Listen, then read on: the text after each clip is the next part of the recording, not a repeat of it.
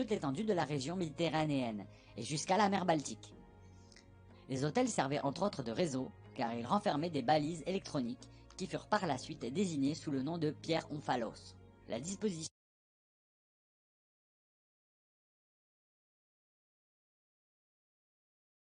en réseau des sites oraculaires peut être observée exclusivement à une distance de plusieurs kilomètres au-dessus de la Terre.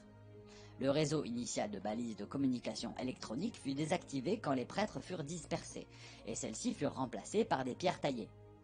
Le symbole des prêtres de l'Ancien Empire est un python, un dragon ou un serpent. On l'appelait le dragon de la Terre à Delphes, et celui-ci est toujours représenté dans la sculpture et la peinture sur vase sous la forme d'un serpent. Dans la mythologie grecque, le gardien de la pierre Omphalos, au temple de Delphes, était un oracle dont le nom était Python, le serpent. Il était un ISBE qui fut vaincu par un dieu du nom d'Apollon. Il l'enterra sous l'Omphalos. C'est là l'exemple d'un dieu établissant son temple sur le tombeau d'un autre dieu. Ce récit fournit un euphémisme très exact de l'action de la force du domaine qui détecta et désactiva le réseau de temples Ancien Empire sur Terre. Ce fut là un des coups fatals portés aux forces de l'Ancien Empire dans le système solaire de la Terre. 559 avant Jésus-Christ. Le commandant en chef du bataillon du domaine, qui fut perdu en 5965 avant Jésus-Christ, fut détecté et localisé par un détachement de secours expédié sur Terre depuis le corps expéditionnaire du domaine. Il était incarné à cette époque sous le nom de Cyrus II de Perse. Un système unique d'organisation fut utilisé par Cyrus II et les membres de ce bataillon qui l'accompagnèrent depuis l'Inde dans la succession de ses incarnations sur Terre. En partie, cela lui permit d'édifier la plus vaste empire qui existait dans l'histoire de la Terre jusqu'à cette époque. Le détachement de secours du domaine qui le localisa voyagea autour de la Terre à la recherche du bataillon perdu pendant une durée de plusieurs milliers d'années.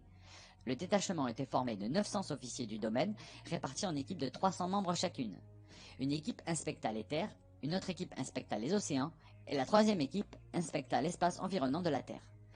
Il existe de nombreux témoignages dans plusieurs civilisations humaines se rapportant à leurs activités, et que les humains n'ont, bien entendu, pas compris. Le détachement de secours du domaine mit au point des instruments de détection électronique très divers qui étaient nécessaires pour identifier la signature électronique ou l'empreinte vibratoire de chacun des membres disparus du bataillon. Certains de ces instruments furent utilisés dans l'espace, d'autres sur Terre, et des équipements spéciaux furent inventés pour détecter des ISBE sous l'eau. L'un de ces équipements de détection électronique est désigné sous le nom arbre de vie. L'équipement est tout simplement un outil conçu pour détecter la présence de vie, en l'occurrence un ISBE. Il consistait en un générateur d'écran électronique de grande dimension, capable de pénétrer de vastes étendues. Aux yeux des humains sur Terre à cette époque reculée, il ressemblait à une sorte d'arbre, étant donné qu'il consistait en une structure réticulaire formée de générateurs et de récepteurs de champs électroniques. Le champ électronique détecte la présence d'ISBE, que l'ISBE occupe un corps ou qu'il se trouve à l'extérieur d'un corps. Une version portable de cet instrument de détection était transportée par chacun des membres de détachement de secours du domaine. Des gravures sur pierre sumériennes présentent des êtres ailés utilisant des instruments de forme conique pour scanner le corps des êtres humains.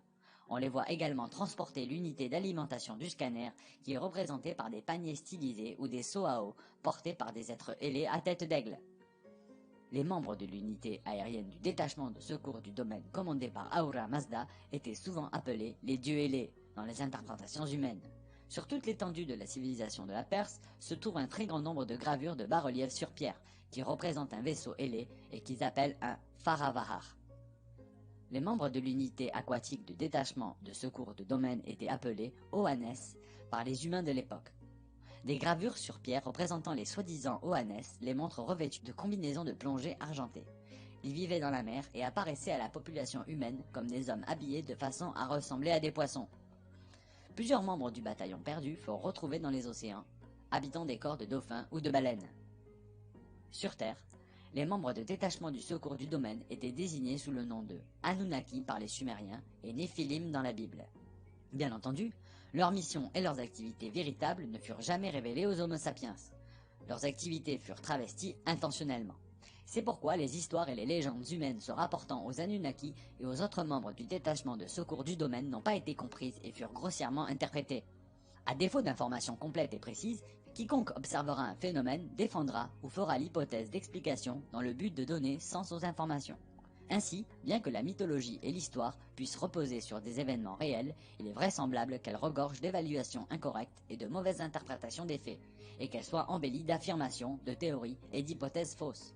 Les membres de l'unité spatiale du corps expéditionnaire du domaine sont représentés en vol dans un disque ailé. C'est là une allusion au pouvoir spirituel des ISBE, aussi bien qu'un vaisseau spatial utilisé par le détachement de secours du domaine. Le commandant du bataillon perdu, incarné comme Cyrus II, est un ISBE qui fut considéré comme un messie sur Terre, à la fois par les juifs et les musulmans. En moins de 50 ans, il fonda une philosophie d'un niveau éthique et humanitaire très élevé, qui déposa son empreinte sur la totalité de la civilisation occidentale. Ses conquêtes territoriales, son organisation sociale, ses projets de construction monumentale furent sans équivalent, avant et après lui. Des réalisations aussi stupéfiantes au cours d'une période brève ne pourraient être accomplies que par un dirigeant et une équipe composée d'officiers, pilotes et ingénieurs bien formés et de membres d'équipage d'une unité du domaine, agissant solidairement et qui avaient été formés et avaient travaillé ensemble pendant des milliers d'années. Bien que nous ayons localisé un grand nombre de ISBE du bataillon perdu, le domaine n'est pas parvenu jusqu'à présent à réhabiliter leur mémoire et à les réaffecter au service actif. Il va de soi que nous n'avons pas la possibilité de transporter des ISBE qui occupent des corps physiques jusqu'aux stations spatiales du domaine, étant donné qu'il n'y a pas d'oxygène dans notre vaisseau spatial. Nous ne disposons pas non plus dans celui-ci d'installations adaptées à la vie des entités biologiques. Notre unique espoir a été de localiser et de ranimer la conscience, la mémoire et l'identité des ISBE du bataillon perdu. À une date ultérieure, ils seront capables de nous rejoindre. 200 ans avant Jésus-Christ. Les derniers vestiges de la civilisation de pyramide de l'Ancien Empire se trouvent à Teotihuacan. Le nom aztèque signifie « demeure des dieux » ou le lieu où les hommes ont été transformés en dieux. De même que la configuration astronomique des pyramides de Gizeh en Égypte, l'ensemble du complexe est une représentation à l'échelle précise du système solaire qui traduit exactement les distances orbitales des planètes les plus proches, de la ceinture d'astéroïdes, de Jupiter, de Saturne, d'Uranus, de Neptune et de Pluton. Compte tenu que la planète Uranus a été découverte au moyen des télescopes modernes de la Terre en 1789 et que Pluton n'a pas été découvert avant 1930, il est évident que les constructeurs disposaient d'informations provenant d'autres sources. Un élément commun aux civilisations à pyramides sur Terre est l'usage constant de l'image du serpent et du dragon. Cela s'explique par le fait que les êtres qui ont implanté ces civilisations voulaient créer l'illusion que les dieux sont reptiliens. C'est également un des éléments d'une illusion destinée à perpétuer l'amnésie. Les êtres qui ont mis en place sur Terre de fausses civilisations sont des ISBE, tout autant que vous. Un grand nombre des corps biologiques habités par des ISBE dans l'Ancien Empire ont été très semblables d'aspect aux corps que l'on trouve sur Terre. Les dieux ne sont pas des reptiles, même s'ils agissent souvent à la manière de serpents. 1124 après Jésus-Christ. L'ensemble du monde arabe a été asservi par un seul homme, Hassan ibn al-Sabah, le vieux de la montagne. Il fonda la secte des assassins, Hashishin, qui, agissant comme une branche de la religion musulmane, prit le contrôle par la terreur d'une grande partie de l'Inde, de l'Asie mineure et de la plus grande partie du bassin méditerranéen. Ils évoluèrent en une classe de prêtres qui utilisaient un mécanisme de contrôle mental extrêmement efficace et un moyen d'extorsion qui permit aux assassins de dominer le monde civilisé pendant plusieurs centaines d'années. Leur méthode était simple. Des jeunes gens étaient kidnappés et rendus inconscients au moyen du hashish. Ils étaient conduits dans un jardin rempli de magnifiques houris aux yeux noirs, dans un harem orné de rivières de lait et de miel. On prétendait aux jeunes hommes qu'ils se trouvaient au paradis. On leur promettait qu'ils pourraient revenir y vivre là pour toujours s'ils se sacrifiaient en assassinant toute personne qu'on leur donnerait l'ordre d'exécuter. Les hommes étaient drogués à nouveau, puis jetés dans le monde pour y perpétrer leur mission d'assassinat. Dans le même temps, le vieux de la montagne envoyait un messager au calife, ou à tout autre riche gouverneur duquel il exigeait une rançon, sous forme de chargement de chameaux en or, épices, encens et autres biens précieux. Si la rançon ne parvenait pas à temps, l'assassin était envoyé pour tuer la partie qui n'avait pas rempli ses engagements. Il n'existait pratiquement aucun moyen de se défendre contre l'agresseur inconnu qui ne désirait rien d'autre que d'exécuter sa mission, être tué et retourner au ciel. C'est là un exemple très brutal de la simplicité et de l'efficacité d'une opération de lavage de cerveau et de contrôle mental quand elle est conduite avec habileté et détermination. Cela fournit une démonstration à petite échelle de la façon dont l'opération de contrôle mental par amnésie est conduite par l'Ancien Empire et à l'encontre de la totalité de la population ISBE sur Terre. 1119 après Jésus-Christ. Les chevaliers du Temple furent créés comme un ordre militaire chrétien à la suite de la première croisade, mais se transformèrent rapidement en base du système bancaire international afin d'accumuler l'argent destiné à mettre à exécution l'agenda des agents rescapés de l'Ancien Empire sur Terre. 1230 après Jésus-Christ. Le corps expéditionnaire du domaine a finalement exterminé les derniers survivants de la flotte spatiale de l'Ancien Empire opérant dans le système solaire autour de la Terre. Malheureusement, leur opération de contrôle mental en action depuis longtemps demeure largement intacte. 1307 après Jésus-Christ. L'ordre du Temple fut dissous par le roi de France Philippe IV, qui était lourdement endetté envers l'ordre. Il fit pression sur le pape Clément V pour condamner les membres de l'ordre, les faire arrêter, obtenir d'eux de fausses confessions sous la torture et les faire brûler sur le bûcher dans le dessein d'effacer sa dette en saisissant toutes leurs richesses.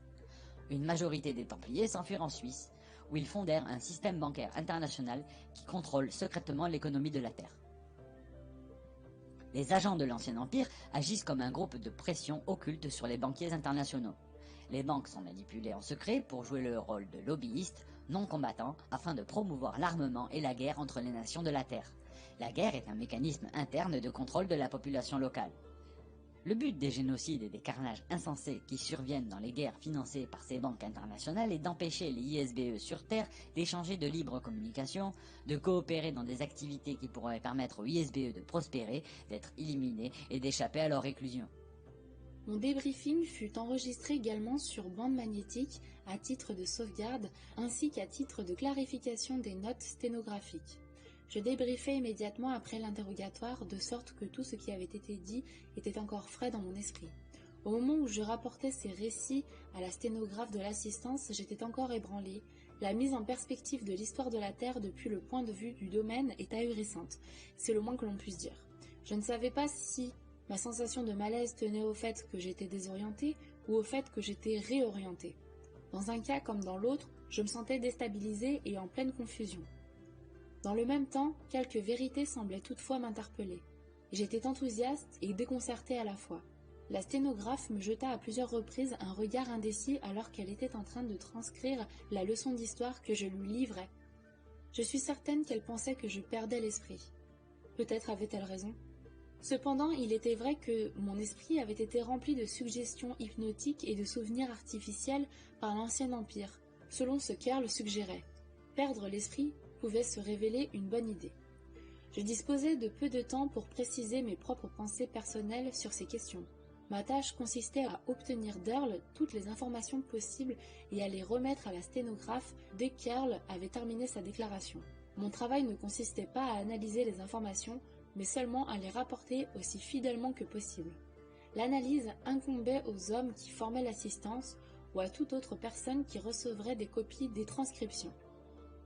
Je remis également une liste de livres et de matériel qui avaient été réclamés par Earl à l'agent qui se trouvait dans la salle d'observation afin que ces matériels soient rassemblés et remis à Earl.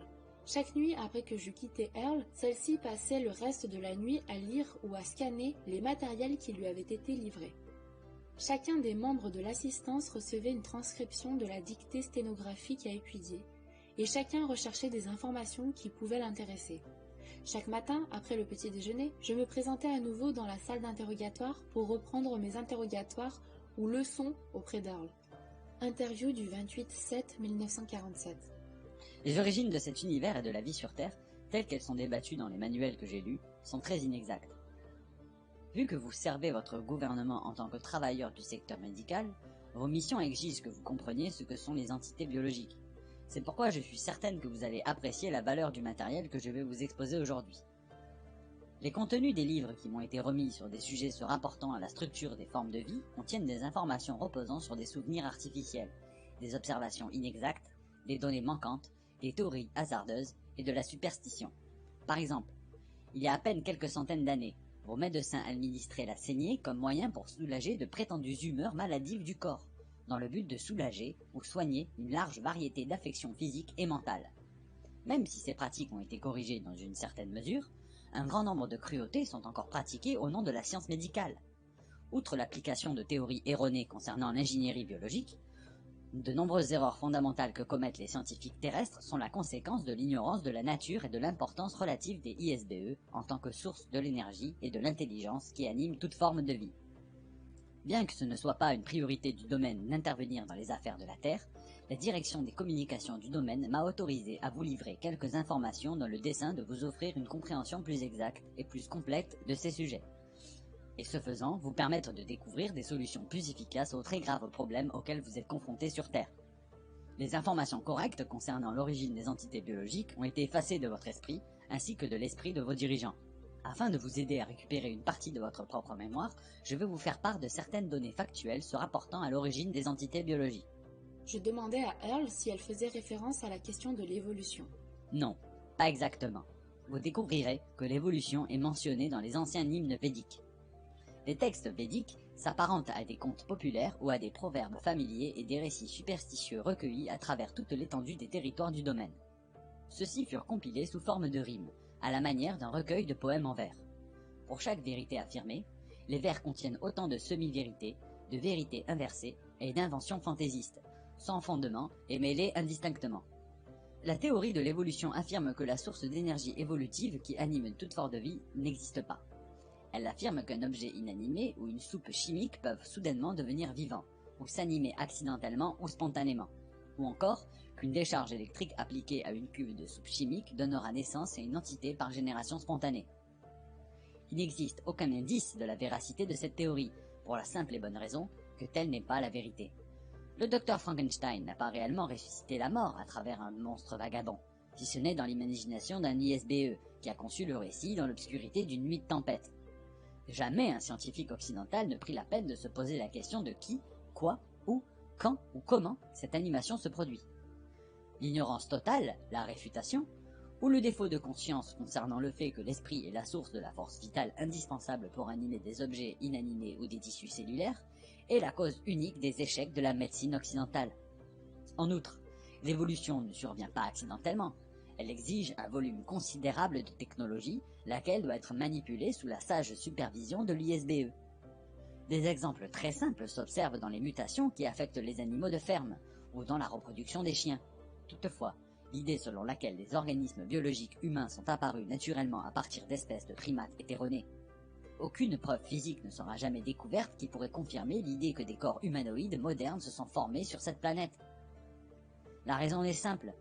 L'idée que des corps humains sont apparus spontanément à partir de la soupe primordiale d'interactions chimiques dans la nuit des temps n'est rien d'autre qu'un message hypnotique instillé par l'opération de traitement hypnotique, destiné à vous empêcher à vous remémorer la véritable origine de l'humanité. En fait, des corps humanoïdes ont existé sous des formes diverses dans l'univers pendant des trillions d'années. Cela est rendu plus complexe par le fait que les hymnes védiques ont été apportés sur Terre il y a 8200 ans par le corps expéditionnaire du domaine. Alors que les membres du corps expéditionnaire étaient basés dans les montagnes de l'Himalaya, les vers furent enseignés à une partie des humains qui vivaient dans la zone, et les vers ont été mémorisés par les mêmes habitants. Néanmoins, je dois révéler que ce n'était pas là une activité autorisée pour l'équipage de la force d'implantation du domaine, même si je suis convaincu qu'à l'époque en question cela a dû leur paraître un divertissement sans conséquence. Les vers furent transmis oralement de génération en génération pendant des milliers d'années dans les contreforts de l'Himalaya avant de se répandre dans l'Inde entière. Personne au sein du domaine ne reconnaît comme factuel aucun des matériaux contenus dans les hymnes védiques, pas plus que vous n'auriez recours aux contes de Grimm comme guide pour élever vos enfants. Néanmoins, sur une planète où la totalité des ISBE ont eu leur mémoire effacée, il est compréhensible que de tels contes et légendes aient pu être pris au sérieux. Malheureusement, les humains qui apprirent les vers des hymnes védiques les transmirent à d'autres en prétendant que ces vers avaient été apportés par des dieux. Par la suite, le contenu des vers fut accepté littéralement comme étant la vérité. Le contenu allégorique et métaphorique des Védas fut platement accepté et mis en pratique comme un fait dogmatique. La philosophie des vers fut ignorée, et ceux-ci furent à l'origine de la quasi-totalité des pratiques religieuses de la planète, en particulier l'hindouisme. En tant qu'officier, pilote et ingénieur du domaine, je suis tenu toujours d'adopter un point de vue très pragmatique. Je n'aurais pu être efficace ni accomplir mes missions si j'avais dû utiliser un dogme ou une rhétorique philosophique comme manuel d'opération. En conséquence, notre commentaire sur l'histoire repose sur des faits réels qui se sont produits longtemps avant que l'ISBE ne soit apparu sur Terre, et longtemps avant que l'Ancien Empire n'eût pris le pouvoir. Je peux retracer une partie de cette histoire à partir de mon expérience personnelle.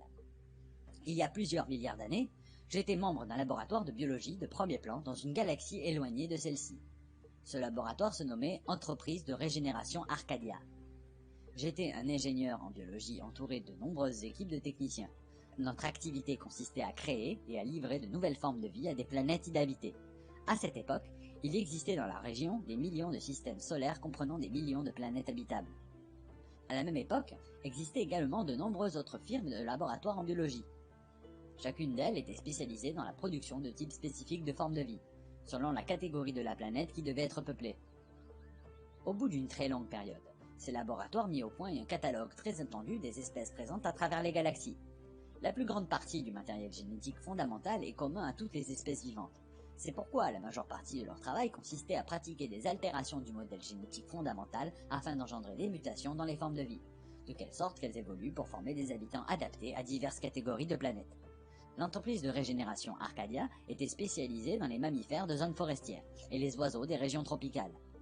Notre département commercial négocia des contrats avec plusieurs gouvernements planétaires ainsi que des acheteurs indépendants provenant de l'univers entier. Les ingénieurs créèrent des animaux compatibles avec les variations du climat, de la densité atmosphérique et terrestre, ainsi que de la composition chimique. En outre, nous fûmes payés pour intégrer nos spécimens avec des organismes biologiques conçus par d'autres sociétés et qui vivaient déjà sur une planète. Afin de mener à bien cette mission, notre équipe se maintenait en communication avec d'autres sociétés qui se consacraient à la création de formes de vie. Des salons de commerce industriel furent organisés, des publications ainsi que diverses autres informations furent fournies à travers une association qui coordonnait des projets similaires. Ainsi que vous pouvez l'imaginer, notre recherche exigea un grand nombre de voyages interstellaires afin de réaliser les observations planétaires. Ce fut à cette occasion que j'acquis mes compétences de pilote. Les données recueillies furent stockées dans d'énormes bases de données informatiques, avant d'être analysées par des ingénieurs en biologie. Un ordinateur est un équipement électronique qui sert de cerveau artificiel ou de machine dédiée au calcul complexe. Il est capable d'archiver des informations, d'effectuer des calculs, de résoudre des problèmes et d'accomplir des fonctions mécaniques. Dans la majorité des systèmes galactiques de l'univers, des ordinateurs de très grande capacité sont utilisés pour les tâches administratives quotidiennes, les services mécaniques et les activités de maintenance sur l'ensemble d'une planète et d'un système solaire. S'appuyant sur les données d'observation recueillies, des dessins et esquisses artistiques de nouvelles créatures furent réalisés. Un certain nombre de dessins furent vendus aux enchères. D'autres formes de vie furent créées selon les demandes spécifiques de nos clients. Les spécificités de conception et les spécificités techniques furent transmises sur une chaîne de montage à une équipe d'ingénieurs en biologie cellulaire, en chimie et en mécanique. Leur travail consistait à intégrer tous les facteurs de composition en un produit final viable, fonctionnel et esthétique. C'est alors que des prototypes de ces créatures furent produits et testés dans des environnements créés artificiellement. Les imperfections furent corrigées, on procéda aux modifications, après de quoi la nouvelle forme de vie était dotée de ou animée par une forme vitale ou une énergie spirituelle avant d'être introduite dans l'environnement planétaire réel pour le test final. Lorsqu'une nouvelle forme de vie était introduite, nous contrôlions les interactions des divers organismes biologiques avec l'environnement planétaire et avec les autres formes de vie indigènes. Les conflits nés des interactions entre des organismes incompatibles étaient résolus dans des négociations entre nous et d'autres sociétés. Les négociations donnaient généralement lieu à des compromis exigeant des altérations ultérieures de leurs créatures, des nôtres ou de part et d'autre. Cela révèle d'une science ou d'un art que vous appellerez l'eugénisme. Dans quelques cas, des modifications furent pratiquées dans l'environnement planétaire, rarement toutefois, l'architecture d'une planète étant beaucoup plus complexe que la modification d'une forme de vie individuelle. Au même moment, un ami et ingénieur avec lequel j'avais auparavant travaillé dans l'entreprise de la régénération Arcadia, longtemps après que j'eus quitté la société, me dit que l'un de mes projets dont il avait passé contrat à une époque plus récente consistait à fournir des formes de vie à la Terre en vue de repeuplement après qu'une guerre dans ce secteur de la galaxie ait pratiquement détruit toute vie sur la planète de ce secteur. Cela se passait il y a 70 millions d'années environ. Les compétences requises afin de modifier la planète pour en faire un écosystème interactif capable d'accueillir des milliards d'espèces différentes représentaient une énorme entreprise. Des consultants spécialisés issus de presque toutes les sociétés de biotechnologie de la galaxie furent envoyés pour collaborer au projet. Ce que vous voyez à présent sur Terre est l'immense diversité de formes de vie qui résulta de ce travail. Vos scientifiques pensent que la fallacieuse théorie de l'évolution est une explication de l'existence de la totalité des espèces qui se trouvent ici. La vérité est que la totalité des espèces présentes sur sa planète et sur toute autre planète de cet univers ont été créées par des sociétés telles que les nôtres. Comment expliquerez-vous autrement les millions d'espèces vivantes totalement hétérogènes et étrangères les unes aux autres qui occupent les continents et les océans de cette planète? Comment pouvez-vous expliquer autrement la source de l'animation spirituelle qui définit chaque créature vivante? Dire que c'est là le travail de Dieu, c'est s'aventurer beaucoup trop loin. Chaque ISBE possède plusieurs noms et plusieurs visages à différentes époques et dans les lieux différents. Chaque ISBE est un dieu. Lorsqu'il habite un objet physique, il devient la source de la vie. Ainsi, il existe des millions d'espèces d'insectes. Environ 350 000 de celles-ci sont des espèces de coléoptères. Il y a peut-être pas moins de 100 millions d'espèces vivant sur Terre à la même époque. De plus, ont vécu sur Terre plusieurs fois plus d'espèces disparues qu'il n'y a d'espèces vivantes. Quelques-unes de ces espèces seront redécouvertes dans les archives fossiles ou géologiques de la Terre.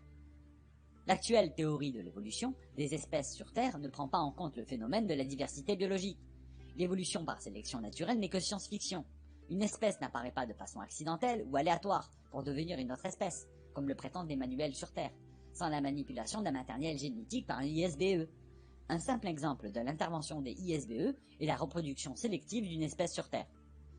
Au cours des 100 dernières années, plusieurs centaines d'espèces de chiens, plusieurs centaines d'espèces de pigeons et des douzaines de carpes koi ont été créées, à partir d'une seule espèce originelle. Sans l'intervention active des ISBE, les organismes biologiques changent rarement.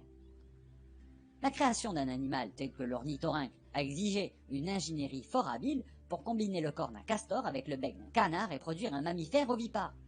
Il ne fait aucun doute qu'un client fortuné a émis une commande spéciale dans ce sens destinée à un présent ou à un titre de divertissement. Je suis certaine que le laboratoire d'une société biotechnologique a travaillé sur cette commande pendant de longues années pour obtenir une espèce capable de se reproduire. L'idée que la création d'une espèce vivante ait pu résulter d'une interaction chimique fortuite qui aurait fermenté dans quelque soupe primordiale est le comble de l'absurdité. En fait, plusieurs organismes terrestres, tels que les protéobactéria, sont des modifications d'un phylum, conçu premièrement à l'intention des planètes, Soleil type 3, classe C. En d'autres termes, il s'agit de la désignation du domaine pour une planète dotée d'une atmosphère anaérobique, située au plus près d'une étoile de grande dimension, d'un bleu chaud et intense, du type de celle que l'on trouve de la constellation du Baudrier d'Orion dans cette galaxie. Créer des espèces vivantes est une tâche très complexe, de haute technicité, et réservée à des ISBE spécialisés dans ce champ d'activité. Les anomalies génétiques sont stupéfiantes pour des biologistes terriens dont la mémoire a été effacée. Malheureusement, les implants de fausse mémoire pratiqués par l'Ancien Empire empêchent les scientifiques terrestres de révéler des anomalies criantes. Le défi technique majeur concernant les organismes biologiques fut l'invention de l'autorégénération, ou reproduction sexuelle. Celle-ci fut inventée comme solution au problème consistant à devoir produire continuellement des créatures de substitution pour celles qui avaient été détruites ou consommées par d'autres créatures. Les gouvernements planétaires ne voulaient pas continuer à acheter des animaux de substitution. L'idée fut conçue il y a des trillions d'années au terme d'un congrès qui s'est réuni afin de résoudre des litiges entre intérêts concurrents dans l'industrie de la biotechnologie. Le tristement célèbre conseil de Yumikrum fut chargé de coordonner la production des créatures. Un compromis fut atteint, après que certains membres du conseil aient été corrompus ou assassinés, par lequel ils ratifièrent un accord dont une conséquence fut le phénomène biologique que nous appelons à présent la chaîne alimentaire. L'idée selon laquelle une créature aurait besoin de consommer le corps d'une autre créature comme source d'énergie fut proposée comme solution par l'une des sociétés de premier plan dans le domaine de l'ingénierie biologique. Ils étaient spécialisés dans la création d'insectes et de plantes à fleurs. La connexion entre les deux est évidente. La totalité ou presque des plantes à fleurs a besoin d'une relation symbiotique avec un insecte afin de pouvoir se propager. La raison tombe sous le sens. Les insectes aussi bien que les fleurs furent créés par la même entreprise. Malheureusement, l'entreprise en question comprenait également un département qui créait des parasites et des bactéries. Le nom de l'entreprise, sommairement traduit en anglais, serait Insectes et Fleurs. Ils voulaient justifier le fait que l'unique finalité valable des parasites qu'ils avaient élaborés était de contribuer à la décomposition du matériel organique. À l'époque en question, le marché existant pour ce type de créatures était très limité. En vue d'étendre leurs activités, ils engagèrent une importante firme de relations publiques ainsi qu'un puissant groupe de lobbyistes chargés de faire la promotion de l'idée selon laquelle les espèces devraient se nourrir d'autres espèces. Ils inventèrent une théorie scientifique afin de l'utiliser comme un outil promotionnel. Selon cette théorie, toutes les créatures avaient besoin de recevoir une nourriture comme source d'énergie. Auparavant, aucune des espèces fabriquées n'avait besoin d'une énergie extérieure. Les animaux ne se nourrissaient pas d'autres animaux, mais consommaient exclusivement la lumière solaire, des minéraux ou des matières végétales. Évidemment, Insectes et Fleurs s'engagea dans la conception et la production de carnivores. En peu de temps, un si grand nombre d'animaux furent assimilés comme nourriture que se posa de façon ardue le problème de la reconstitution de leur population. Comme solution, Insectes et Fleurs proposa, en se livrant à la conclusion auprès des décideurs, que d'autres compagnies recourent à la reproduction sexuelle comme principe pour reconstituer les stocks d'espèces. Insectes et Fleurs fut, bien entendu, la première entreprise à mettre au point des programmes destinés à la reproduction sexuelle. Ainsi qu'il était prévisible, les brevets des procédés de génie biologique requis par l'implantation des mécanismes de réponse aux stimuli sexuels, de division cellulaire et de croissance préprogrammée destinés à l'autorégénération des animaux étaient en possession de Insectes et Fleurs. Pendant les quelques millions d'années qui suivirent, des lois furent adoptées qui exigeaient que ces programmes fussent achetés par les autres entreprises de génie biologique.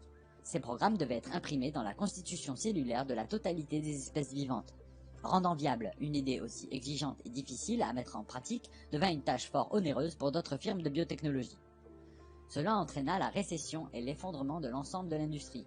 Finalement, l'idée nourriture et sexe ruina complètement l'industrie de la biotechnologie, y compris insectes et fleurs.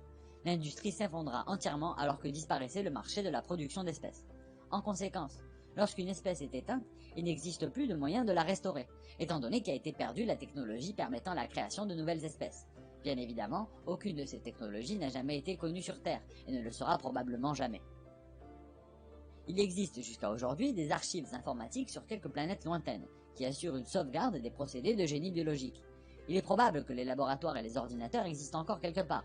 Toutefois, personne ne se trouve à proximité pour mettre à profit ces archives. En conséquence, vous comprendrez pourquoi il est important pour le domaine de préserver les créatures encore présentes sur Terre, dont le nombre ne cesse de décroître. Le concept central au cœur de la technologie de reproduction sexuelle fut l'invention d'une interaction chimique électronique appelée générateur de stimuli-réponse cyclique. Il s'agit d'un programme génétique qui suscite une pulsion répulsive, reproductive, apparemment spontanée et périodique.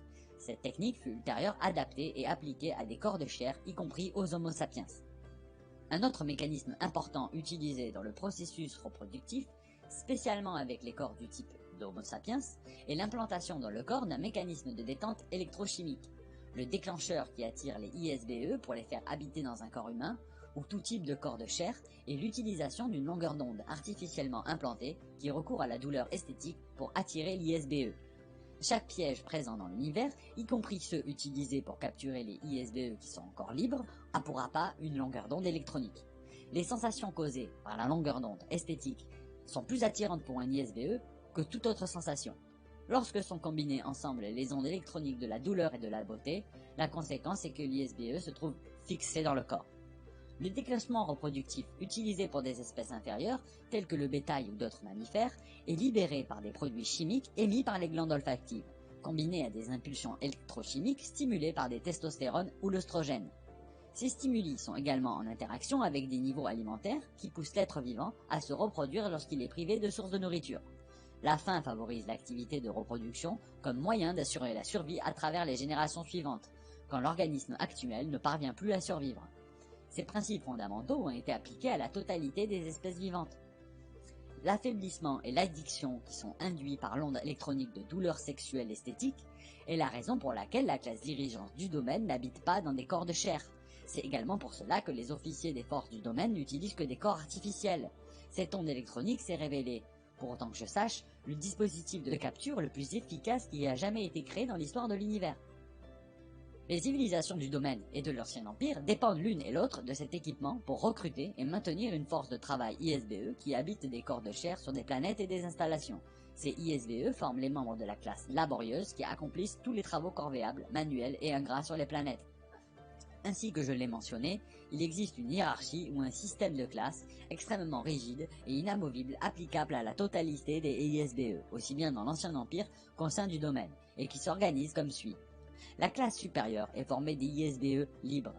En d'autres termes, ces derniers ne sont pas limités à l'usage d'un type particulier de corps, et ils peuvent aller et venir à leur gré, dans la mesure où ils ne détruisent pas ni interfèrent avec l'organisation sociale, économique et politique. En dessous de cette classe se trouvent plusieurs niveaux d'ISBE limités, qui sont autorisés à utiliser occasionnellement un corps. Des limitations sont imposées à chaque ISBE en fonction de l'étendue du pouvoir, des capacités et de la mobilité dont il fait preuve. Viennent ensuite les classes à corps artificiels, auxquelles j'appartiens. La presque totalité des officiers et membres d'équipage des vaisseaux spatiaux ont l'obligation de voyager dans l'espace intergalactique. C'est pourquoi chacun d'eux est équipé d'un corps fabriqué à partir de matériaux extrêmement légers et résistants. Plusieurs types de corps ont été conçus, en vue d'accomplir des fonctions spécialisées.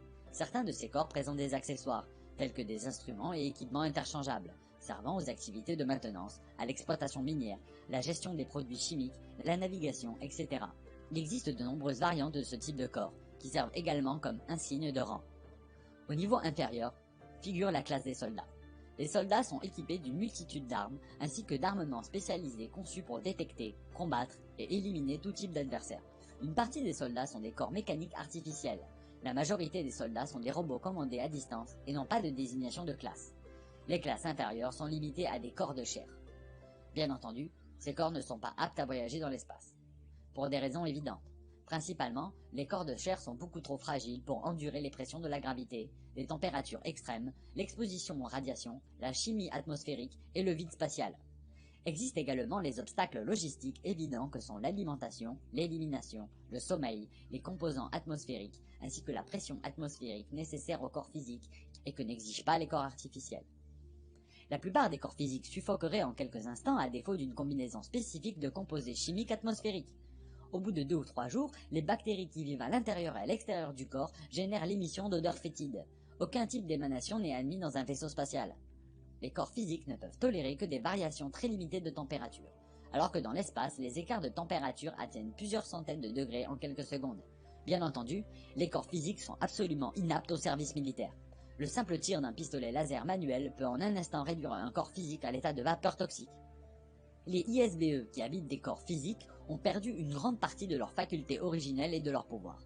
Même s'il est possible théoriquement de récupérer ou réhabiliter ces facultés, aucun moyen pratique à cet effet n'a été découvert ou autorisé par le domaine. Bien que les vaisseaux spatiaux du domaine traversent des trillions d'années-lumière en un seul jour, le temps nécessaire pour parcourir l'espace situé entre les galaxies est considérable, indépendamment du temps requis pour accomplir un ensemble de missions, ce qui peut exiger des milliers d'années. Les corps biologiques ne vivent que pour une durée très limitée, de 60 à 150 ans au plus, tandis que les corps artificiels peuvent être réutilisés et réparés presque indéfiniment. La première apparition des corps biologiques dans cet univers se produisit il y a environ 74 trillions d'années. Cela devint rapidement une pratique courante pour les ISBE de créer et d'habiter divers types de corps, pour des motifs indignes, tout particulièrement à titre de divertissement, à savoir dans le but d'éprouver diverses sensations physiques au moyen du corps. Depuis cette époque, il s'est produit une régression continue dans la relation des ISBE avec les corps. Alors que l'ISBE continuait à se divertir avec ses corps, un certain nombre de stratagèmes furent introduits par lesquels les ISBE étaient capturés dans un corps, au point d'être incapables de le quitter à nouveau. Cela fut accompli premièrement en fabriquant des corps qui semblaient vigoureux, mais qui étaient très fragiles en vérité. Un ISBE, utilisant sa faculté naturelle à créer l'énergie, blessait accidentellement un corps en prenant contact avec celui-ci. L'ISBE éprouvait du remords pour avoir endommagé le corps. La prochaine fois qu'il était en contact avec un corps, il commençait à se montrer délicat vis-à-vis de ce corps. Ce faisant, l'ISBE retirait ou réduisait son propre pouvoir de façon à ne pas endommager le corps. Un parcours très long d'embûches du même genre, combiné avec des mésaventures similaires, eut pour conséquence qu'un grand nombre d'ISBE furent capturés de façon permanente dans des corps. Bien entendu, cela devint une entreprise lucrative pour quelques ISBE qui profitèrent de la situation pour en mettre en esclavage d'autres ISBE. L'asservissement qui s'ensuivit s'est poursuivi pendant des trillions d'années et perdure jusqu'à aujourd'hui. Très récemment, l'effondrement de la capacité des ISBE à préserver un état personnel de liberté opérationnelle, ainsi que de la capacité à créer l'énergie, donna lieu à la hiérarchisation ou au système de classe qui est soigneusement préservé. L'utilisation d'un type de corps comme symbole de chaque classe est courant dans l'Ancien Empire, aussi bien que dans le domaine. La grande majorité des ISBE présents dans les galaxies de cet univers habitent une forme ou une autre de corps physique. La constitution, l'aspect, le mode opérationnel et l'habitat de ces corps varient selon la gravité, l'atmosphère et les conditions climatiques de la planète sur laquelle ils habitent. Les types de corps sont largement prédéterminés par le type et la dimension de l'étoile autour de laquelle la planète gravite, par la distance à l'étoile et les composantes géologiques aussi bien qu'atmosphériques de la planète. D'une façon générale, ces étoiles et planètes révèlent une échelle de classification largement admise à travers l'univers. Par exemple, la Terre est identifiée, de façon sommaire, comme une planète de type Soleil 12, planète classe 7, c'est-à-dire une planète de forte gravité, d'atmosphère à base de nitrogène-oxygène, habitée par des formes de vie biologiques, située à proximité d'un Soleil unique, jaune, de taille moyenne, à faible radiation, soit une étoile de type 12. Les désignations exactes sont difficiles à traduire du fait que la nomenclature astronomique en langue anglaise est extrêmement limitée. Il existe aussi une grande variété de formes de vie que de grains de sable sur une plage. Tâchez d'imaginer combien de créatures et de types de corps différents ont été fabriqués par les millions de sociétés telles que insectes et fleurs à travers la multitude des systèmes solaires sur une période de 74 trillions d'années. Quand Earl eut terminé de me raconter cette histoire, il y eut une longue pause silencieuse. Tandis que je m'efforçais de donner forme à tout cela dans mon esprit, Earl avait-elle lu des livres de science-fiction, de littérature fantastique au cours de la nuit? Pourquoi m'avait-elle fait ce récit d'une portée si incroyable? Si, juste devant moi, ne s'était pas trouvé assis un alien d'une taille d'1 mètre, à la peau grise, ayant 3 doigts à l'extrémité de chaque main et de chaque pied, je n'aurais pas cru un seul mot de ce récit. Rétrospectivement, au cours des 60 années qui se sont écoulées depuis l'époque à laquelle Earl me fit part de ces informations, des médecins sur Terre ont commencé à développer quelques-unes des technologies de génie biologique dont Earl m'avait parlé ici même sur Terre. Les pontages cardiaques, le clonage, la procréation assistée, les transplantations d'organes, la chirurgie plastique, les gènes, les chromosomes, etc. Une chose est certaine, je n'ai jamais plus regardé un insecte ou une fleur de la même manière après cela, sans parler de ma croyance religieuse en la Genèse. Interview du 29/7/1947. Aujourd'hui, Earl m'a fait part d'un certain nombre de données techniques. Je pris quelques notes mémotechniques, ce pourquoi je suis en mesure de répéter ce qu'elle a dit aussi fidèlement que possible. Elle commença par une analogie appliquée à la connaissance scientifique. Pouvez-vous imaginer le progrès qui aurait pu être accompli sur Terre si des personnes telles que Johannes Gutenberg, Isaac Newton, Benjamin Franklin, George Washington Carver, Nikola Tesla, Jonas Salk et Richard Trevithick et plusieurs milliers de semblables génies et inventeurs vivaient aujourd'hui? Tâchez de vous représenter les réussites techniques qui auraient pu être atteintes si de tels hommes ne mouraient jamais. Que se passerait-il s'ils n'étaient jamais soumis au traitement amnésique, s'ils n'étaient jamais contraints d'oublier tout ce qu'ils savent? Quelles seraient les conséquences s'ils continuaient à apprendre et à travailler indéfiniment? Quel niveau de technologie et de civilisation pourrait-il être atteint si de tels esprits spirituels immortels étaient autorisés à créer continuellement, au même endroit et simultanément pendant des milliards et des billions d'années? Fondamentalement, le domaine est une civilisation qui a existé pendant des billions d'années, dans un progrès pratiquement ininterrompu. La connaissance a été accumulée, affinée, perfectionnée, dans la totalité des champs de pensée imaginables, et par-delà l'imaginable. Originellement, les interactions entre les illusions ou inventions, les ISBE, ont créé la matière elle-même de l'univers physique, le microcosme ou le macrocosme. La moindre particule de l'univers a été conçue et conduite à l'existence par un ISBE.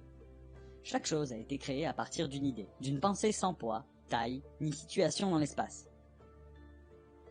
Le moindre grain de poussière de l'espace, de la taille de la plus infime particule subatomique jusqu'à la dimension d'un soleil ou du nuage de Magellan, grand comme plusieurs galaxies, a été créé à partir d'une infime pensée. Les plus infimes cellules individuelles ont été spécialisées et coordonnées pour doter de sens une entité microbienne et lui permettre d'évoluer dans des espaces infinitésimaux. Ces créatures sont elles-mêmes issues d'une pensée née chez un ISBE. Vous-même, tout autant que chaque ISBE sur Terre, avez participé à la création de cet univers. Quoi que vous soyez à présent confiné dans un fragile corps de chair, bien que votre durée de vie ne dépasse pas 65 rotations de votre planète autour d'une étoile, même si vous avez subi d'atroces traitements d'électrochocs destinés à vous effacer votre mémoire, même si vous devez tout apprendre à nouveau à chaque existence, en dépit de toutes ces circonstances, vous êtes et qui vous serez toujours. Et, au plus profond de vous, vous continuez à savoir que vous êtes, et à savoir ce que vous savez. Vous êtes toujours l'essence de vous-même. Comment peut-on comprendre autrement l'enfant prodige? Un ISBE qui interprète des concertos sur un piano à l'âge de 3 ans sans formation académique. Une telle performance serait impossible s'il ne s'était pas tout simplement remémoré ce qu'il avait déjà appris au cours des milliers de vies passées devant un clavier, dans des temps reculés ou sur des planètes fort éloignées. Il se peut qu'ils ne sachent pas comment ils savent. Pourtant ils savent. L'humanité a créé plus de technologies au cours des 100 dernières années que pendant les 2000 ans passés. Pourquoi? La réponse est simple. L'influence de l'ancien empire sur l'esprit et les affaires de l'humanité a été considérablement étouffée par le domaine. Le nouvel essor de l'invention s'est produit sur Terre en 1250 après Jésus-Christ, avec la destruction de la flotte spatiale de l'ancien empire dans le système solaire. Au cours des 500 années à venir, il existe une éventualité que la Terre acquiert le potentiel nécessaire pour reconquérir l'autonomie et l'indépendance, mais seulement dans la mesure où l'humanité sera capable d'appliquer de façon concentrée le génie des ISBE de la Terre à la solution du problème de l'amnésie. Toutefois, il convient d'observer, à titre de réserve, que la capacité d'invention des ISBE qui ont été exilés sur cette planète est sévèrement compromise par les éléments criminels fondus dans la population terrestre. En particulier, les politiciens, les bellicistes et les physiciens qui créent une infinité d'armements, tels que les bombes nucléaires, les armes chimiques, les maladies et le chaos social. Ces groupes ont le pouvoir d'exterminer définitivement toute forme de vie sur Terre. Les explosions relativement modérées qui ont été testées et utilisées sur Terre au cours des 2 dernières années ont elles-mêmes le pouvoir de détruire toute vie, si ces armes sont déployées en quantité suffisante. Des bombes de puissance supérieure seraient capables de consumer la totalité de l'oxygène contenu dans l'atmosphère de la Terre en une seule explosion. En conséquence, les problèmes fondamentaux qui doivent être résolus afin de nous assurer que la Terre ne sera pas détruite par la technologie sont les problèmes sociaux et humanitaires. Les plus grands esprits scientifiques de la Terre, en dépit de leur génie mathématique ou mécanique, ne seront jamais confrontés à ces problèmes. C'est pourquoi ne vous en remettez pas aux scientifiques pour sauver la Terre ou le futur de l'humanité. Toute prétendue science reposant sur le paradigme unique que l'existence est composée exclusivement d'énergie et d'objets se déplaçant dans l'espace n'est pas une science. De tels êtres ignorent purement et simplement l'étincelle créatrice produite par un ISBE individuel et le travail conjoint des ISBE qui créent collectivement l'univers physique ainsi que tous les univers. Dans une certaine mesure, toute science demeurera relativement inefficace ou destructrice tant qu'elle omettra ou sous-estimera l'importance relative de l'étincelle spirituelle qui anime la totalité de la création et de la vie. Cette ignorance a été avec application et une grande brutalité implantée chez les êtres humains par l'Ancien Empire, de façon à s'assurer que les ISBE présents sur cette planète ne parviendront pas à se réapproprier leur capacité originelle à créer l'espace, l'énergie, la matière et le temps, ni en aucun autre composant des univers. Aussi longtemps que sera ignorée la conscience du soi, immortel, puissant, spirituel, l'humanité demeurera emprisonnée jusqu'au jour de son autodestruction et de sa disparition finale. N'accordez pas plus de crédit au dogme des sciences physiques pour comprendre les formes fondamentales de la création que vous ne feriez confiance aux incarnations d'un chaman faisant brûler des bâtons d'encens. Dans l'un et l'autre cas, le résultat assuré est l'emprisonnement et l'anéantissement. Les scientifiques prétendent observer, mais ils ne font que supposer qu'ils voient. Et c'est ce qu'ils appellent un fait. De même que l'aveugle, un scientifique ne peut pas apprendre à voir jusqu'à ce qu'il réalise qu'il est aveugle. Les faits, selon les critères de la science terrestre, ne prennent pas en compte la source de la création. Ils se bornent à inclure le résultat ou les produits indirects de la création. Les faits, selon le critère de la science, n'intègrent aucun souvenir du passé pratiquement infini de l'expérience de l'existence. L'essence de la création et de l'existence ne peut être découverte à travers la lentille d'un microscope, ni par aucune autre mesure de l'univers physique. Personne ne comprendra à l'aide de compteurs ou de compas le parfum d'une fleur ou la douleur d'un amant abandonné. Tout ce que vous saurez jamais sur la force de création et les capacités d'un dieu peut être découvert à l'intérieur de vous-même, dans votre nature d'être spirituel immortel. Un aveugle pourra-t-il enseigner à d'autres à distinguer les degrés pratiquement infinis qui composent le spectre de la lumière? Le point de vue selon lequel il est possible de comprendre l'univers sans comprendre la nature d'un ISBE est aussi absurde que de penser qu'un artiste n'est rien de plus qu'une touche de peinture dans son propre tableau.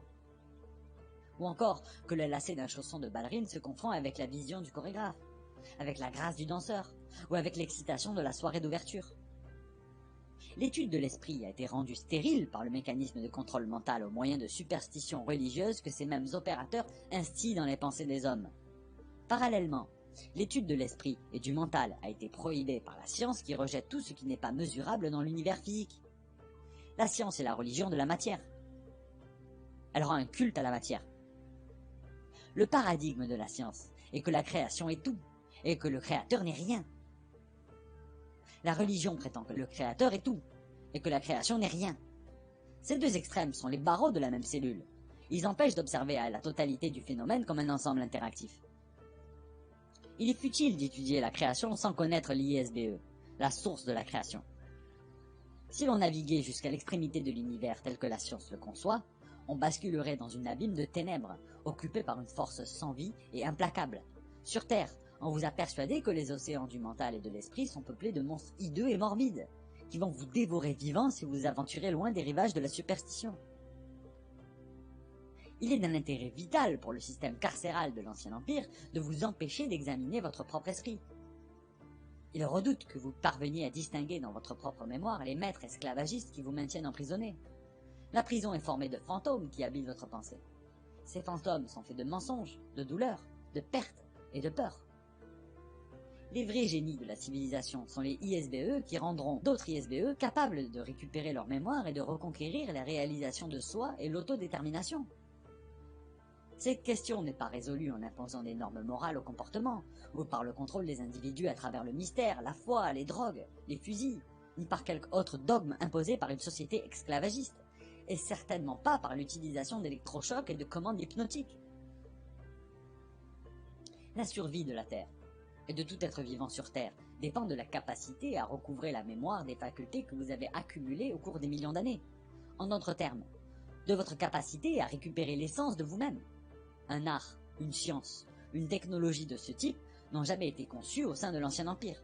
Si tel était le cas, il n'aurait pas recouru à la solution qui vous a conduit à votre condition actuelle sur Terre. Une telle technologie n'a pas non plus été mise au point par le domaine. Jusqu'à une époque récente, la nécessité de réhabiliter un ISBE en l'affranchissant de l'amnésie ne s'était pas présentée. Voilà pourquoi personne n'a jamais travaillé à résoudre ce problème. Jusqu'à présent, malheureusement, le domaine ne dispose pas de solution à cet effet. Un petit nombre d'officiers du corps expéditionnaire du domaine ont pris l'initiative de livrer des technologies à la Terre en dehors de leur service actif. Ces officiers quittent leur corps artificiel à la station spatiale et, en tant qu'ISBE, s'emparent de ou prennent le contrôle d'un corps biologique sur Terre. Dans certaines occasions, un officier est capable de rester en service tout en occupant et en contrôlant plusieurs corps simultanément. Il s'agit là d'une entreprise extrêmement périlleuse et incertaine. Seul un ISBE aux capacités supérieures peut accomplir une telle mission et faire retour à la base avec succès. Un officier qui a accompli cela récemment, tout en continuant à assurer ses missions officielles, fut connu sur Terre comme l'inventeur de l'électronique Nikola Tesla.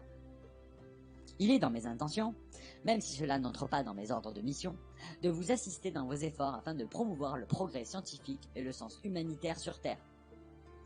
Mon intention est de venir en l'aide des autres ISBE, de sorte qu'ils puissent s'aider eux-mêmes. En vue de résoudre le problème de l'amnésie sur Terre, vous aurez besoin d'une quantité considérable de technologies avancées, de même que de stabilité sociale. En effet, il vous sera nécessaire de consacrer du temps à la recherche et à la mise au point de techniques destinées à affranchir l'ISBE vis-à-vis du corps, et à libérer de l'amnésie le mental de l'ISBE. Bien que le domaine se soit attaché depuis une période reculée à préserver la Terre en tant que planète utile, le domaine n'a pas d'intérêt particulier pour la population terrestre, à l'exception de son propre personnel présent sur cette planète. Notre objectif est d'empêcher la destruction, ainsi que d'accélérer le développement de technologies qui préserveront les infrastructures de la biosphère, de l'hydrosphère et de l'atmosphère de la Terre. À cet égard, vous découvrirez, en procédant à un examen très scrupuleux et approfondi, que mon vaisseau contient un large éventail de technologies qui n'existent pas encore sur Terre. Si vous vous répartissez entre plusieurs scientifiques en vue d'examen divers éléments de ce vaisseau pour examen, ils seront capables d'extraire plusieurs de ces technologies dans la mesure où la Terre possédera les matières premières nécessaires pour répliquer ces composants. Quelques composantes seront indéchiffrables, d'autres ne peuvent pas être dupliquées, la Terre ne possédant pas les ressources naturelles requises à cet effet. Cela est plus particulièrement vrai des métaux utilisés dans la construction du vaisseau. Non seulement ces métaux n'existent pas sur Terre, mais la conception des procédés de raffinage nécessaires pour produire ces métaux s'est étirée sur des milliards d'années. Cela est également vrai du système de navigation, qui exige un ISBE dont l'identité vibratoire personnelle a été spécifiquement accordée au réseau neuronal du vaisseau. Le pilote du vaisseau doit impérativement posséder un très haut degré d'énergie volitive, de discipline, d'entraînement et d'intelligence pour piloter un tel vaisseau. Les ISBE de la Terre sont incapables d'une telle performance parce qu'elle exige l'utilisation d'un corps artificiel créé spécialement à cet effet. La mémoire de cette technologie sera réveillée instantanément chez plusieurs scientifiques terrestres, dont certains parmi les esprits les plus brillants de l'histoire de l'univers, lorsqu'ils examineront les composants du vaisseau. De la même manière que les scientifiques et physiciens de la Terre ont été capables de se remémorer les procédés destinés à recréer les générateurs électriques, la combustion interne, la locomotion à vapeur, la réfrigération, l'aviation, les antibiotiques et d'autres instruments de votre civilisation, ils redécouvriront également dans mon vaisseau d'autres technologies d'importance vitale. Ci-après, des systèmes spécifiques incorporés à mon vaisseau, qui contiennent des composants utiles. 1. Un assortiment de câbles ou de fibres microscopiques sont greffés dans les parois du vaisseau et contrôlent aussi bien les communications, le stockage de données, les fonctions informatiques et la navigation automatique. 2. Le même réseau de fibres est utilisé pour la détection et la vision de la lumière naturelle, de l'infrarouge et de l'ultraviolet. 3. les matières qui composent l'intérieur du vaisseau sont infiniment supérieures à n'importe quel matériau existant sur Terre à notre époque, et présentent des centaines ou des milliers d'applications. 4. Vous découvrirez également des mécanismes destinés à la création, l'amplification et la canalisation des particules ou ondes lumineuses en tant que forme d'énergie. En tant qu'officier, pilote et ingénieur des forces du domaine, je n'ai pas la liberté de discuter ou de rapporter de quelque manière que ce soit le détail du pilotage ou de la construction du vaisseau, par-delà ce que je viens de révéler. Toutefois, je suis confiante que la Terre compte nombre d'ingénieurs compétents qui développeront des technologies utiles à partir de ces ressources. Je vous fournis ces précisions dans l'espoir de servir l'intérêt supérieur du domaine. Interview du 30-7-1947. J'estime que la transcription qui suit se suffit amplement à elle-même. Les êtres spirituels immortels, que je désigne, par commodité, par l'expression ISBE, sont la source et les créateurs des illusions. Chacun d'eux, individuellement et collectivement, dans sa condition originelle et sans entrave, est une entité éternelle toute puissante omnisciente. Les ISBE créent l'espace en imaginant une localisation. La distance qui advient entre eux-mêmes et le lieu imaginaire est ce que nous appelons l'espace.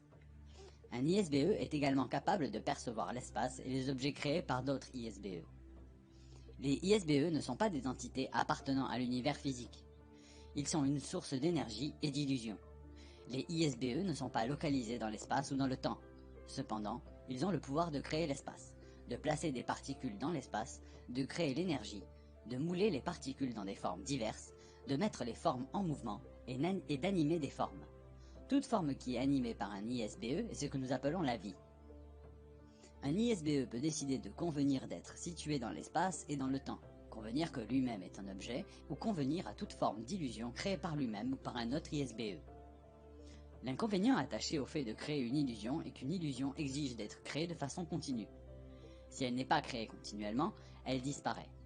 La création continue d'une illusion requiert une attention constante à tous les détails de l'illusion afin de l'entretenir. Un commun dénominateur de tous les ISBE est leur désir d'échapper à l'ennui. Un esprit livré à lui-même, privé de l'interaction avec d'autres ISBE, du mouvement, des initiatives imprévisibles, comme des intentions et des illusions impossibles à anticiper créées par d'autres ISBE, sombre aisément dans l'ennui. Qu'en serait-il si vous pouviez imaginer, percevoir ou faire advenir toute chose à volonté? Et si vous ne pouvez rien faire d'autre? Qu'en serait-il si vous connaissiez toujours l'issue de chaque jeu et la réponse à toute question? En seriez-vous lassé? Le parcours antérieur des ISBE est impossible à mesurer, et pratiquement infini selon le temps de l'univers physique. Ils existent, tout simplement, dans un présent perpétuel. Un autre dénominateur commun entre les ISBE est le suivant. Ils désirent éminemment faire admirer par autrui leurs propres illusions. S'ils ne parviennent pas à gagner l'admiration, l'ISBE continuera à créer l'illusion dans le dessein de susciter l'admiration. Pour ainsi dire, l'univers physique tout entier est fait d'illusions qui n'ont pas été admirées. À l'origine de cet univers prend place la création d'espaces individuels, illusoires. Ces espaces constituaient la demeure des ISBE. Dans certaines occasions, un univers est une création collective à partir des illusions de deux ou plusieurs ISBE. Dans le cas d'une prolifération d'ISBE, les univers qu'ils créent entrent parfois en collision, se mêlent ou se fondent en proportion de la part des différents ISBE dans la création collective d'un univers. Les ISBE restreignent leur capacité de façon à avoir un jeu à jouer. Les ISBE pensent qu'un jeu, quel qu'il soit, vaut mieux que pas de jeu du tout. Ils endureront la douleur, la souffrance, la stupidité, les privations et toutes sortes de conditions innécessaires et indésirables, pour le seul bénéfice de jouer un jeu. Prétendre que l'on n'est pas omniscient, que l'on ne perçoit pas toute chose, que l'on ne cause pas toute chose, est une façon de créer les conditions nécessaires pour jouer un jeu. Les inconnus, les jokers, les obstacles, les adversaires et les objectifs. En fin de compte, le jeu est une solution au problème de l'ennui. Dans ce sens, la totalité de l'espace, les galaxies, les étoiles, les planètes, jusqu'aux formes de vie, les lieux et les événements, ont été créés par des ISBE et ont été préservés par l'assentiment réciproque selon lequel ces choses existent. Il existe autant d'univers qu'il existe d'ISBE pour les imaginer, les construire et les percevoir. Chacun d'eux existant concurremment avec les autres, dans les limites de son propre continuum. Chaque univers est créé en utilisant un ensemble unique de lois, imaginées, modifiées, préservées ou détruites par un ou plusieurs ISBE qui les ont créées. Le temps, l'énergie, les objets et l'espace, tels que définis dans les termes de l'univers physique, peuvent ou non exister dans l'univers physique. Le domaine existe dans un univers de ce type, aussi bien que dans l'univers physique. Une des lois de l'univers physique est que l'énergie peut être créée, mais que l'on ne peut pas la détruire. Par conséquent, l'univers poursuivra son expansion aussi longtemps qu'un ISBE continuera d'y injecter de l'énergie. Il est pour ainsi dire infini. Il est semblable à une ligne d'assemblage automobile qui ne s'interrompt jamais, dans laquelle aucune des voitures n'est jamais détruite. Chaque ISBE est incessamment bon. C'est pourquoi un ISBE n'aime pas infliger à d'autres ISBE ce que lui-même ne voudrait pas subir. Pour un ISBE, il n'existe pas de critères inhérents de ce qui est bien ou mal, vrai ou faux, laid ou beau. Ces idées reposent toutes sur l'opinion individuelle de chaque ISBE. Le concept le plus approchant dont disposent les êtres humains pour décrire un ISBE est celui d'un dieu, omniscient, tout-puissant, infini. Ainsi, comment un dieu cesse-t-il d'être un dieu? Ils ne prétendent pas savoir. Comment pouvez-vous jouer à cache-cache si vous savez toujours où se cache l'autre personne? Vous allez prétendre ne pas savoir où se cachent les autres joueurs, de sorte que vous pourrez partir à leur recherche. C'est ainsi que les jeux sont créés. Vous avez oublié que vous vous bornez à faire semblant. Ce faisant, les ISBE en viennent à être capturés et asservis à l'intérieur d'un labyrinthe qu'ils ont eux-mêmes conçu. Comment quelqu'un peut-il créer une cage, s'enfermer lui-même dans cette cage, jeter la clé, oublier jusqu'à l'existence de la clé ou de la cage, oublier qu'il y a un intérieur ou un extérieur, oublier jusqu'à l'existence de soi? En créant l'illusion, il n'y a pas d'illusion. L'univers entier est réel, et aucun autre univers n'existe ou ne peut être créé. Sur Terre, on diffuse la propagande, largement admise, selon laquelle les dieux sont responsables et que les êtres humains ne sont pas responsables. On vous enseigne que seul un dieu peut créer des univers. Ainsi, la responsabilité de toute action est assignée à un autre ISBE ou un autre dieu, jamais à soi-même. Aucun être humain n'assume jamais sa responsabilité personnelle pour le fait qu'eux-mêmes, individuellement et collectivement, sont des dieux. Ce seul fait est en lui-même à l'origine du piège dans lequel chaque ISBE est maintenu captif. Interview du 31/7/1947. Je pense que cette transcription parle d'elle-même également. J'ai rapporté les termes exacts du message d'Earl aussi fidèlement que possible. Mes supérieurs furent très alarmés des implications militaires éventuelles des déclarations d'Earl dans cet entretien. Ma conviction personnelle est que la vérité ne devrait jamais être sacrifiée sur l'autel des intérêts politiques, religieux ou économiques. En tant qu'officier, pilote et ingénieur du domaine, il est de mon devoir de protéger l'intérêt supérieur du domaine et de ses possessions. Toutefois, nous ne pouvons pas nous défendre contre des forces dont nous ignorons l'existence. L'isolement de la Terre vis-à-vis du reste de la civilisation m'empêche présentement de discuter de nombreux sujets avec vous.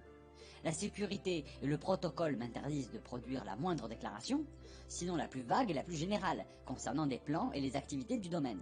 Néanmoins, je peux vous communiquer certaines informations que vous trouverez peut-être utiles. Je me trouve dans l'obligation, à présent, de reprendre mes fonctions dans la station spatiale. J'ai apporté toute l'aide que je me sens éthiquement capable de fournir, eu égard aux exigences et aux contraintes de mes fonctions, en tant qu'officier, pilote et ingénieur des forces du domaine. En conséquence, je quitterai la Terre en ma qualité d'ISBE dans les prochaines 24 heures. Cela signifie qu'Earl va abandonner auprès de nous son corps artificiel. Son vaisseau étant irréparablement endommagé, nous pourrons examiner, disséquer et étudier le corps en toute liberté. Désormais, elle n'aura plus aucun usage de ce corps, pas plus qu'elle n'a pour lui de sentiments ou d'attachement personnel, d'autres corps étant immédiatement disponibles à son usage. Earl, toutefois, n'assure pas que le corps abrite la moindre technologie que les scientifiques terrestres pourront exploiter. La technologie du corps est simple et cependant totalement hors de portée de nos capacités actuelles à analyser et extraire la moindre composante de cette technologie. Le corps n'est ni biologique ni mécanique. Il est un artefact unique produit à partir de très anciens matériaux et de technologies que l'on ne trouve sur aucune planète du type de la Terre. Ainsi qu'Earl l'a mentionné précédemment, il existe au sein du domaine une hiérarchie rigide et ségrégationniste de classes sociales, économiques et culturelles qui est demeurée inamovible et inviolée pendant des millénaires. Le type de corps ainsi que ses fonctions qui sont assignées à un ISBE, officier, varient spécifiquement selon le rang, la classe, l'ancienneté, le niveau de formation, le niveau de commandement, les états de service, les citations gagnées par chaque ISBE ainsi qu'avec d'autres distinctions militaires. Le corps utilisé par Earl est spécifiquement conçu à l'intention d'un officier, pilote et ingénieur de son rang et classe. Les corps des autres membres d'équipage, qui furent détruits au cours du crash, n'étaient pas du même rang ou classe, mais d'un rang inférieur. C'est pourquoi l'apparence, les traits, la composition et les fonctionnalités de ces corps étaient spécialisées et limitées aux besoins particuliers de leur tâche.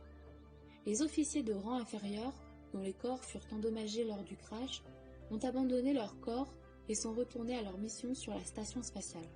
Les dommages que leurs corps ont subis résultaient en premier lieu de leur statut d'officier de rang inférieur. Ils utilisaient des corps partiellement biologiques et par conséquent beaucoup moins durables et résistants que le sien. S'il est vrai que le domaine n'hésitera pas à détruire toute force combattante rescapée des opérations de l'Ancien Empire, telle n'est pas notre mission principale dans cette galaxie. Je suis certaine que les mécanismes de contrôle mental opérés par l'Ancien Empire pourront dans le futur être désactivés et détruits. Cependant, il est impossible d'évaluer le temps que prendra une telle entreprise, du fait qu'à l'époque présente nous ne comprenons pas l'étendue de cette opération. Nous savons avec certitude que l'écran de force de l'Ancien Empire est suffisamment vaste pour recouvrir pour le moins cette extrémité de la galaxie. Nous savons également, par expérience, qu'il est très difficile de détecter, localiser et détruire chaque générateur de force et chaque dispositif de capture. Par ailleurs, ce n'est pas la mission actuelle du corps expéditionnaire du domaine que d'affecter des ressources à cette entreprise. La destruction de ces mécanismes, si elle doit se reproduire, rendra éventuellement possible de restaurer votre mémoire, par le simple fait que celle-ci ne sera pas effacée après chaque existence. Par bonheur, la mémoire d'un ISBE ne peut pas être affectée de façon permanente. Il existe de nombreuses autres civilisations spatiales actives qui se livrent à diverses opérations sinistres dans ce secteur. L'une de ces opérations, et non la moindre, consiste à déporter sur Terre des ISBE indésirables. Aucun de ces vaisseaux n'est hostile et ne se risque non plus à affronter les forces du domaine. Ils savent qu'il vaut mieux pour eux ne pas nous défier. De façon générale, le domaine ne prête aucune attention à la Terre et à ses habitants, si ce n'est pour veiller à ce que les ressources de la planète ne soient pas ravagées irrémédiablement. Ce secteur de la galaxie a été annexé par le domaine, de sorte qu'il peut en disposer selon ce qu'il jugera approprié. La Lune et la Terre, de même que la ceinture d'astéroïdes, sont devenues une base permanente d'opération pour les forces du domaine. Il leur va sans dire que toute tentative de la part des humains ou d'autres groupes pour interférer dans les activités du domaine dans ce système solaire, même si cela était possible, ce qui n'est absolument pas le cas, sera immédiatement annihilée. Quoi qu'il en soit, ce n'est pas une question à examiner, comme je l'ai indiqué auparavant, dans la mesure où l'Homo sapiens n'a pas la capacité d'opérer dans l'espace sidéral. Il va de soi que nous poursuivons la mise en œuvre des étapes suivantes du plan d'expansion du domaine, qui a été programmé depuis plusieurs milliards d'années. Au cours des 5000 années à venir, la circulation et les activités du domaine s'intensifieront, à mesure que nous progresserons vers le centre de cette galaxie, et au-delà, afin de répandre notre civilisation dans l'univers. Si l'humanité est appelée à survivre, elle devra coopérer afin de trouver des solutions efficaces aux conditions pénibles de votre existence sur Terre. L'humanité devra s'élever au-dessus de sa forme humaine, et devra découvrir qui qu'ils sont des ISBE, et qui ils sont réellement en tant qu'ISBE, afin de dépasser la conception selon laquelle ils ne sont rien de plus que des corps biologiques. Une fois que ces entreprises de conscience seront produites, il vous sera éventuellement possible de vous arracher à votre emprisonnement actuel, à défaut de quoi, il n'y aura pas de futur pour les ISBE sur Terre. Bien que le domaine et l'Ancien Empire ne se livrent pas de bataille ni de guerre active, les activités dissimulées de l'Ancien Empire dirigées contre la Terre se poursuivent à travers leur opération de contrôle mental. Pour ceux qui connaissent l'existence de ces activités, leurs effets peuvent être observés clairement. Les exemples les plus frappants de ces entreprises contre la race humaine se manifestent sous la forme de cas de comportement soudain et inexplicable. Un incident très récent de ce type se produisit au sein de l'armée américaine, immédiatement avant l'attaque japonaise sur Pearl Harbor. 3 jours précisément avant l'attaque, une autorité du commandement ordonna à tous les vaisseaux de Pearl Harbor de se présenter au port et de passer une inspection. Les vaisseaux reçurent l'ordre de retirer toutes les munitions de leurs magasins et de les entreposer à l'étage inférieur. L'après-midi précédant l'attaque, tous les amiraux et généraux s'adonnèrent à des réceptions, alors même que 2 porte-avions japonais avaient été surpris, positionnés à proximité immédiate de Pearl Harbor. L'initiative qui s'imposait aurait été de contacter Pearl Harbor par téléphone et de les avertir du risque d'un combat imminent, de recharger les munitions dans leurs magasins et d'ordonner aux vaisseaux de s'éloigner du port de direction de la haute mer. 6 heures environ avant le début de l'attaque japonaise, un vaisseau de la marine américaine coula un petit sous-marin japonais à l'extrémité immédiate du port. Au lieu de contacter Pearl Harbor par téléphone pour rapporter l'incident, un message d'avertissement fut crypté, opération qui prit environ 2 heures, et 2 autres heures furent nécessaires pour décrypter le message. Le message d'avertissement à Pearl Harbor ne parvint pas à destination avant 10 heures du matin, heure locale, soit 2 heures après que l'attaque japonaise eut détruit la flotte américaine. Comment de tels incidents peuvent-ils se produire ? Si l'on convoquait les hommes qui furent responsables d'erreurs à ce point désastreuses, et si on leur demandait ni plus ni moins de justifier leurs actions et leurs intentions, vous rendriez compte qu'ils étaient parfaitement sincères dans leur mission. En temps ordinaire, ils s'appliquent de leur mieux dans l'intérêt des gens et des nations. Cependant, d'un moment à l'autre, surgissent, depuis une source complètement inconnue et indétectable, ces situations terribles, inexplicables, parfaitement invraisemblables. Le système de contrôle mental de l'Ancien Empire est manœuvré par un groupe restreint de vieux babouins, doués de capacités mentales très limitées. Ils se livrent à des jeux pervers sans autre but et objectif que de contrôler et de détruire les ISBE qui, dans d'autres circonstances, se débrouilleraient parfaitement bien si on les laissait tranquilles. De tels incidents créés artificiellement sont imposés à la race humaine par les opérateurs du système carcéral de contrôle mental. Ces geôliers favoriseront et soutiendront toujours les activités oppressives ou totalitaires sur Terre. Quelle meilleure idée que de maintenir les autochtones dans une lutte intestine? Pourquoi ne pas donner les pleins pouvoirs à des psychopathes pour qu'ils soient à la tête des gouvernements sur Terre? Les individus qui dirigent les gouvernements criminels de la Terre ne font que refléter les commandes qui leur sont appliquées par les opérateurs secrets du mécanisme de contrôle mental de l'Ancien Empire. La race humaine sera incapable, pendant longtemps encore, de surmonter cette situation, aussi longtemps qu'elle restera la race humaine. Jusqu'à ce que cela se produise, les ISBE qui se trouvent sur Terre continueront à vivre des existences successives encore et encore. Les mêmes ISBE qui ont vécu l'ascension et la chute des civilisations de l'Inde, de la Chine, de la Mésopotamie, la Grèce et Rome, occupent des corps à l'époque contemporaine en Amérique, en France, en Russie, en Afrique et partout dans le monde. Entre deux existences, un ISBE est renvoyé encore pour tout recommencer, comme si la nouvelle existence était la seule qu'il eût jamais vécue. Il commence à nouveau à zéro, dans la douleur, le malheur et le mystère. Un certain nombre d'ISBE ont été déportés sur Terre plus récemment que d'autres. Certains ISBE sont sur Terre depuis seulement quelques centaines d'années, soit pourquoi ils n'ont pas d'expérience personnelle des civilisations de la Terre, et n'ont pas vécu d'expérience sur Terre, et par conséquent seraient incapables de se remémorer une existence antérieure ici, même si leur mémoire était réhabilitée. Ils pourraient, cependant, se remémorer des existences vécues ailleurs, sur d'autres planètes, à d'autres époques. D'autres ISBE se trouvent ici depuis les premiers jours de la Lémurie. Dans tous les cas, les ISBE sur Terre sont ici pour toujours, à moins qu'ils ne parviennent à rompre le cycle de l'amnésie, à prendre le contrôle des pièges électroniques déployés par les ravisseurs et se libérer eux-mêmes. 3000 ISBE du domaine étaient eux-mêmes en captivité sur Terre. Le domaine a un intérêt à résoudre ce problème. Ce dernier n'a jamais, à leur connaissance, été rencontré ni résolu antérieurement dans l'univers. Ils poursuivront leurs efforts afin de libérer ces ISBE de la Terre, partout et à tout moment où cela sera possible. Mais cela exigera un temps considérable pour mettre au point une technologie sans précédent et mettre à exécution cette entreprise. Ma conviction et Curl désirent sincèrement, d'ISBE à ISBE, que notre éternité future soit aussi plaisante que possible.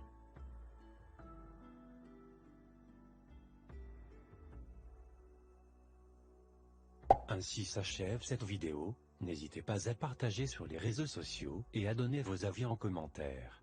Vous avez mon Facebook et mon Twitter en description, et abonnez-vous si ce n'est pas encore fait. Merci d'avoir visionné jusqu'à la fin.